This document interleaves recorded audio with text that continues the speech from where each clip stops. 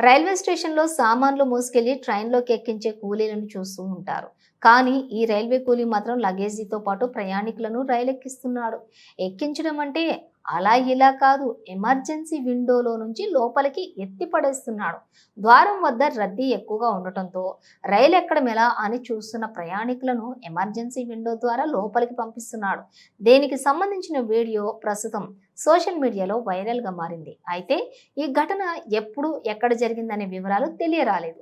ప్రముఖ social media platform ఎక్స్‌లో హాస్నా జరూరీ high అనే యూజర్ కూలీ నెంబర్ 1 అంటూ శుక్రవారం ఉదయం 11 గంటలకు పోస్ట్ చేయగా 24 గంటల వ్యవధిలోనే ఏకంగా 21 లక్షల మంది ఈ వీడియోను చూశారు. దాదాపు 15,000 మంది యూజర్లు రీట్వీట్ చేశారు. ఇంకా కామెంట్లు, లైక్లకైతే అసలు లెక్కే లేదు.